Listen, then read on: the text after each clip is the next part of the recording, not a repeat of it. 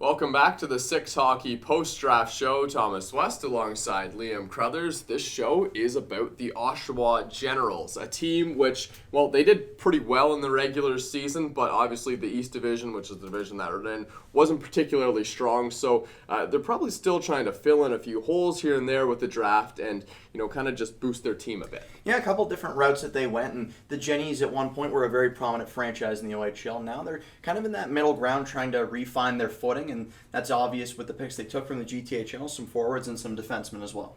Yeah, a couple picks taken from the GTHL. We take a look at those right now. The first one, Luca Morelli in the 5th round. Now, this was a defenseman that was very strong for the Don Mills Flyers in 2019-20, and a guy that he can control a blue line. Yeah, and as a right-handed defenseman, those are always at a premium, 6'1", 178 pounds, and a decent point producer as well, but I do think Luca Morelli's strength lies in his ability coming back into his own zone. He's very good at holding the blue line when he's on the other side of the ice, but when he's working inside of the defensive zone, he's very effective at cutting off passing lanes.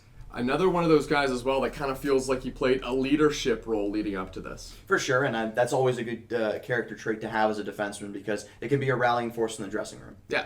Power play is another place where that can definitely be effective. We take a look at the next pick right now. This one's Alex Hebethwaite, and much later down the road, this one's in the 12th round. A guy that's got some size and someone who might not make the team this year, but someone to look at for the future for sure. Yeah, in a good frame, the 221st overall pick, 24 points in 31 games, but 15 of those were goals. And to me, that says that here in this part of the draft, you're looking for value picks, and if you're finding a goal scorer that can work effectively like Hebethwaite does, I think you're going to be happy with who that player turns out to be.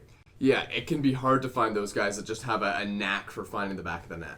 Yeah, and it's something that's hard to teach, but it's something that's pretty commonly developed in the OHL. You have a good training staff around you that can help work on the angles, because it's not just about finding your spot to release the shot. It's also about putting yourself in a position to be able to release that shot effectively. There's a lot less space to work with in the OHL. It's a faster game, and I'm sure Hebethwaite's going to understand that soon enough.